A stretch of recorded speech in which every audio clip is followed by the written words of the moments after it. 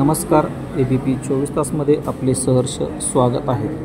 आज पुणे जिल्ह्यातील सासवड या ठिकाणी पुणे जिल्ह्याचे जिल्हाधिकारी डॉक्टर सुहास दिवसे यांनी आज सासवड येथील पालखी तळाला भेट दिली।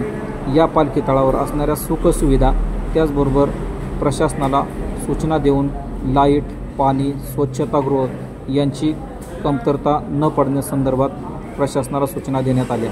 त्याचबरोबर या पालखी तळाची पाहणी करण्यासाठी उपविभागीय अधिकारी वर्षा लांडगे, उपविभागीय पोलीस अधिकारी तानाजी बर्डे यांच्यासह अधिकारी कर्मचारी। यावेळी जिल्हाधिकारी सुहास दिवसे काय म्हणाले ते पहा। पालखीच्या बाबतीतलं नियोजन साधारणपणे 2 महिन्यापासूनच चालू आहे। यावेळेला आम्ही काय केलं होतं की यावेळेला सर्व यंत्रणांची जेव्हा आम्ही पहिली बैठक घेतली होती त्याच वेळेला आम्ही पालखी विश्वस्तांना, वेगवेगळ्या प्रमुखांना पण बोलावलं होतं आणि त्यांची मागच्या वर्षीचे अनुभव, त्यांच्या अपेक्षा याचा सगळा विचार केला होता। आणि मग प्रत्येक विभागाचं काम आणि कोणत्या दिवसापर्यंत ते पूर्ण होईल याचं पूर्ण नियोजन केल्यामुळं गेले 2 महिने सर्व यंत्रणा राबतात। त्याच्यामध्ये जिल्हा परिषदेचा प्रमुख, जिल्हा परिषद CEO आज माझ्याबरोबर आहेत, त्यांची दुसरी वेळ आहे याची।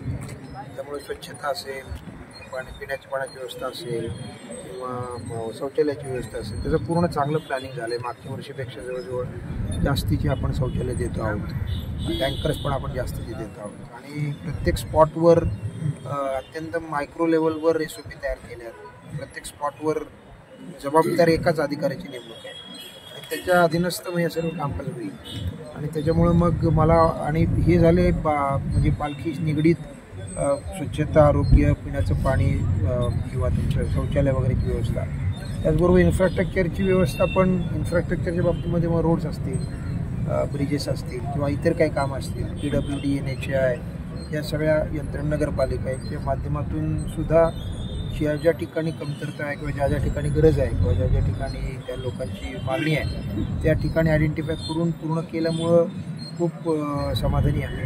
या आता येऊ घातलेल्या 2-3 दिवसानंतर आता सुरू होईल सोहळा, आम्हाला काही अडचण वाटत नाही। महानगरपालिका, पोलीस विभाग, सगळ्या नगरपालिका, सर्व ग्रामपंचायती खूप उत्स्फूर्तपणे, परंतु यंदा दुष्काळाची तीव्रता अद्याप म्हणजे पाणीच नाही।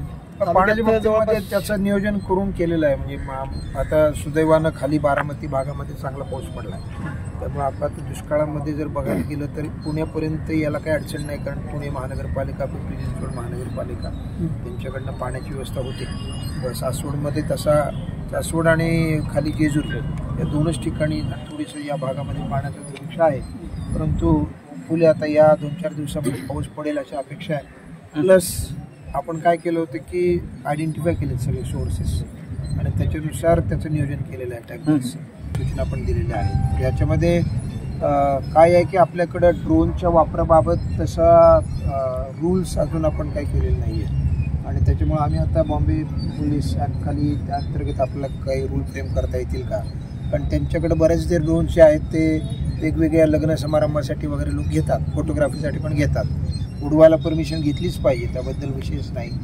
जे घेत नसतील तर ते सापडणं थोडंसं कठीण आहे। SPंनी माझ्याकडे एक प्रस्ताव दिला, त्यांना ते ड्रोन शूट करण्यासाठी काही यंत्रणा हवी आहेत, ब्लॉक करण्यासाठी ते आम्ही करतो आहोत आणि त्याचा बंदोबस्त लवकरच करू। पुरंदर तालुक्यामध्ये रात्रीच्या वेळी ड्रोन, मला माहिती आहे ती कल्पना आली होती, काही लोकांनी त्याच्यामध्ये काही चोऱ्या होतात असं त्यांचं त्याच्यामध्ये या बाबतीमध्ये आहोत। आम्ही पोलिसांना लक्ष द्यायला सांगितलंय, कारवाई करू। संत ज्ञानेश्वर महाराजांच्या जी पालखी सोहळा येतो दिवे घाटातून तो पुरंदरमध्ये राहतो, प्रत्येक वेळी जर बघितलं तर अवघड चढणीचा घाट म्हणून ओळखला जातो, परंतु आता जर परिस्थिती दिंडी प्रमुखांनी पूर्ण 2 वेळा हा रूट तपासला आणि प्लस पोलिसांनी तपासला आणि PWDच्या अधिकाऱ्यांनी।